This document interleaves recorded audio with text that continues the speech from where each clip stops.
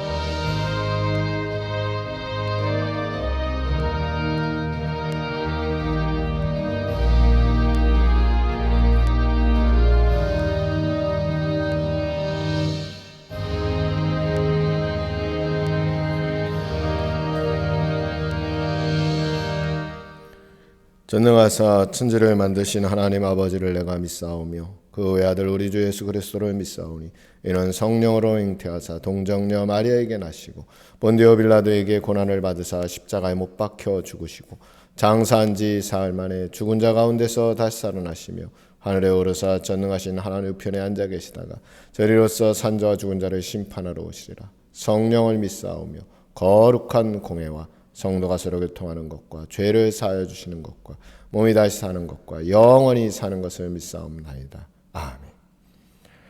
찬송 262장 1절만 찬양하셨습니다. 찬송 262장 찬송입니다.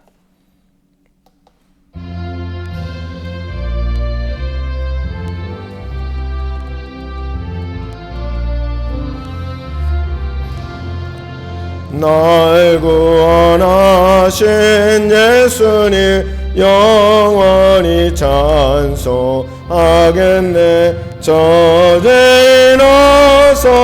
주께와 죄 사유하시 받으라.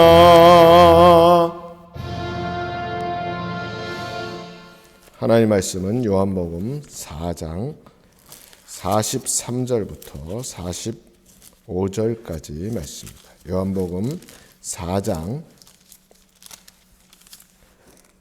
43절부터 45절까지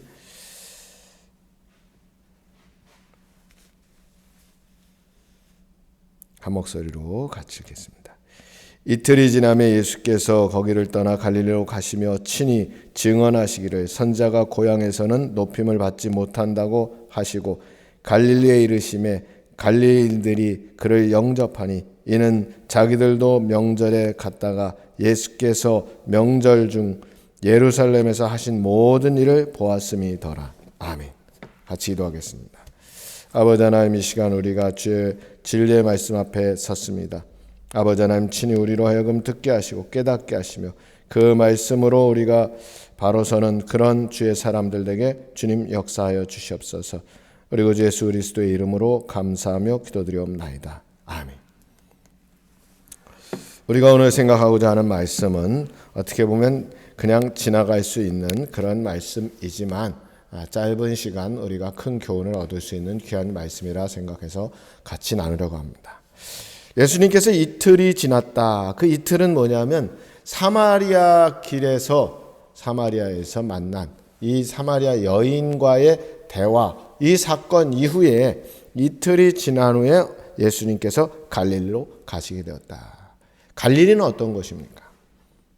물론 예수님이 태어난 곳은 아니지만 예수님이 자라난 곳입니다.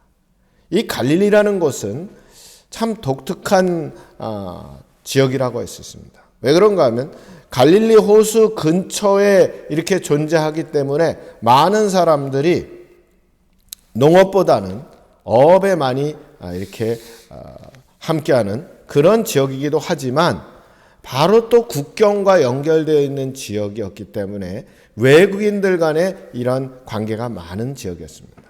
물론 우리가 볼 때 외국인들과의 관계가 많다는 것은 무역이라든가 좋은 이점도 있다고 볼 수 있지만 당시의 유대인들, 순수성을 중요시 여기는 이 유대인들 입장에서 볼 때는 갈릴리 변방이라는 것은 무엇인가 신앙적으로 볼 때, 종교적으로 볼 때는 조금은 건전하지 못한 그런 지역으로 인식하고 있었던 겁니다.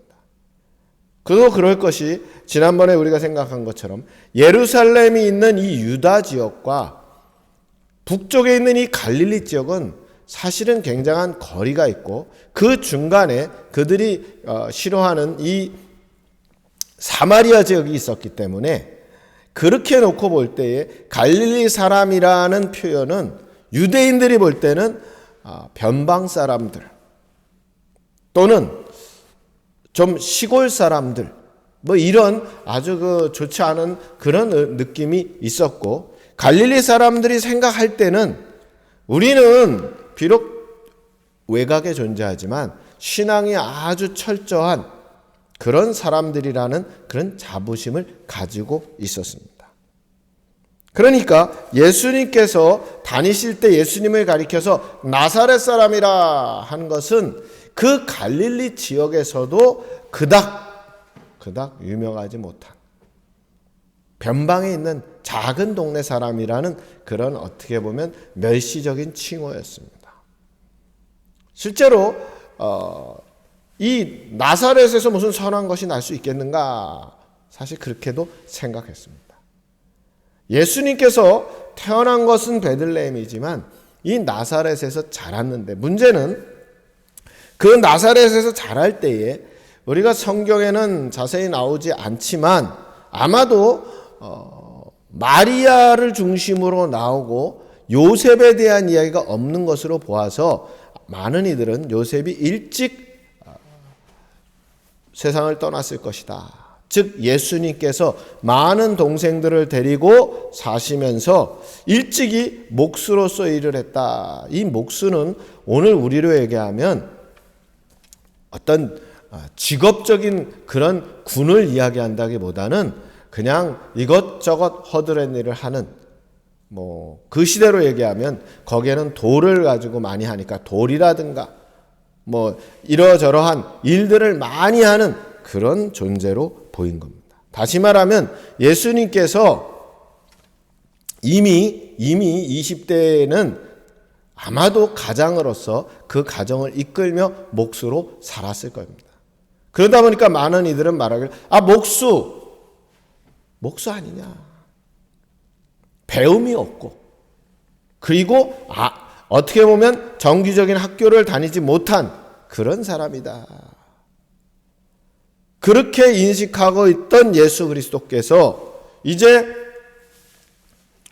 공생애를 시작하시면서 자신의 모습을 드러내시고 그리고 자신의 사역을 감당하시고 그리고 이제 예루살렘에 올라갔다 내려오게 될 때에 오늘 성경은 뭐라고 얘기하는가 하면 친히 말씀하시기를 선지자가 고향에서 높임을 받지 못한다.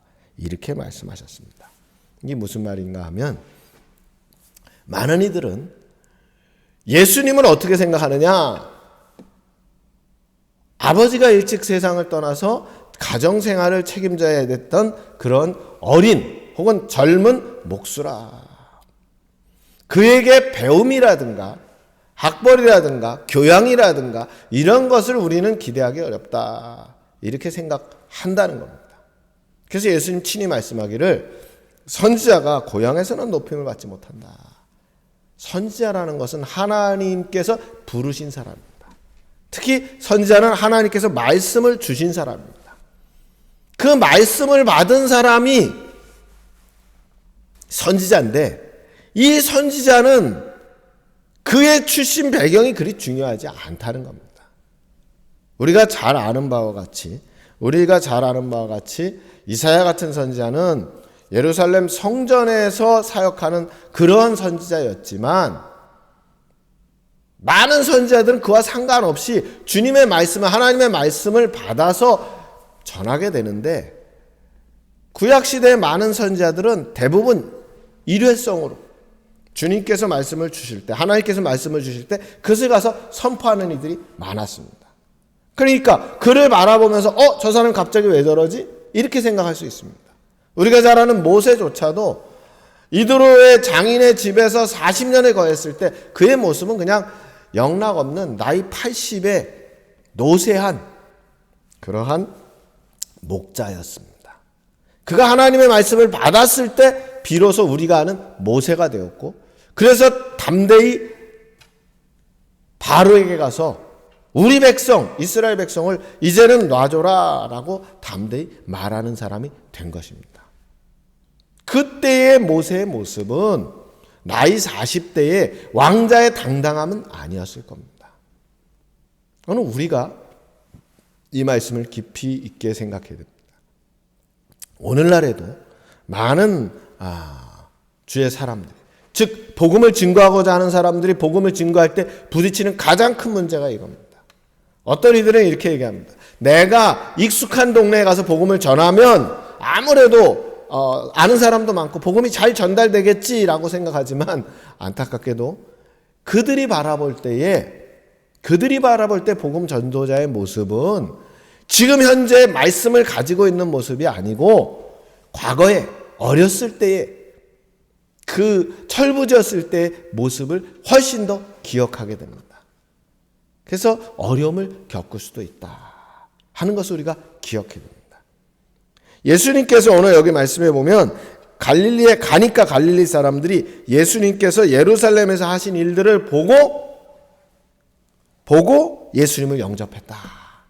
증거, 예수님의 놀라운 사역, 이런 걸 보고서야 비로소 그들은 예수님을 영접했다. 그런데 예수님이 이미 말씀하셨습니다. 고향에서는 높임을 받기 어렵다. 다시 말하면 한계가 있음을 명확하게 지적한 겁니다. 오늘 우리가 이 말씀을 보면서 이 세상을 살아가면서 우리가 이걸 적용해야 되는가? 우리가 복음을 증거할 때, 특별히 우리는 가까운 사람들, 아는 사람들, 내가 자라난 지역에서 복음을 증거하고자 할 때에 이게 왜 이럴까? 나는 좋은 말씀을, 이렇게 놀라운 말씀을 전하는데 왜 저렇게 받아들일까라고 생각하기보다는 이런 한계가 있구나 하는 것을 인식하고 더 많이 기도하고 더 많이 노력하고 오늘 예수님처럼 증거, 변화된 증거를 보여주는 이런 것이 훨씬 더 필요함을 우리는 기억해야 됩니다. 특별히 우리가 선교지에서도 이런 이야기들을 많이 합니다. 자, 어느 부족 혹은 어느 지역 사람이 그 지역에서 복음 전하는 게 좋겠다. 그래서 이제 도시로 불러서 공부를 하고 신학을 하고 혹은 성경을 배우고 가서 전하면 좋겠다 해서 가지만, 익숙한 것이 굉장히 도움이 될 수는 있지만 반대로 그것이 때로는 어떤 제약이 될 수 있음을 우리가 기억하면서 이런 것들을 잘 고려하면서 우리가 활동하거나 또 복음을 전할 필요가 있습니다. 예수님도 말씀했습니다. 선지자가 고향에서는 높임을 받기 어렵다. 오늘 그래서 고향을 가지 마라 이게 아니고, 그럴 때에 더 많이 기도하고 그 유익한 거, 장점을 더 활용하되 그러지 못한 부분이 있더라도 기꺼이 기도하면서 극복해 나가는 그런 지혜가 있어야 된다는 겁니다. 이게 왜 안 되지? 왜 이러지? 이렇게 접근할 일은 아니라는 겁니다. 오늘 우리가 그런 지혜로 이 세상에서 또 승리하는 우리 모두가 되기를 주님의 이름으로 축원합니다. 기도하겠습니다. 아버지 하나님, 많은 이들이 편하고 익숙한 곳에서 더 잘 되기를 기대하고 찾아가지만 때로 그것이 크게 유용하지 못함을 볼 때에 우리가 실망하고 좌절할 때가 있습니다. 예수님 친히 말씀했습니다. 선지자가 고향에서는 높임을 받지 못한다. 오늘 우리가 이런 일을 당할 때마다 좌절하고 낭망하는 사람이 아니라 기꺼이 극복하고 승리하는 주의 사람들 되게 주님 역사하여 주시옵소서. 우리 구주 예수 그리스도의 이름으로 감사하며 기도드리옵나이다. 아멘. 찬송 568장 1절 부르시고 주기도로 예배를 마치겠습니다.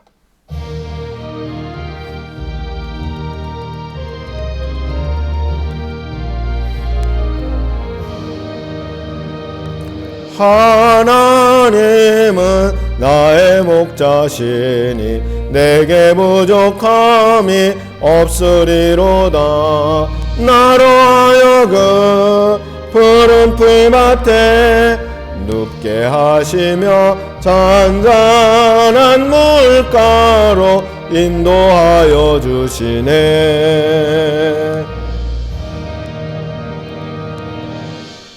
하늘에 계신 우리 아버지여, 이름이 거룩히 여김을 받으시오며 나라의 임하옵시며 뜻이 하늘에서 이루어진 것 같이 땅에서도 이루어지이다. 오늘날 우리 일용할 양식을 줍시고 우리가 우리에게 죄진 자를 사해 준 것 같이 우리 죄를 사해 줍시고 우리를 시험에 들게 하지 마옵시고 다만 악에서 구하옵소서. 되게 나라와 권세와 영광이 아버지께 영원히 싸움나이다. 아멘.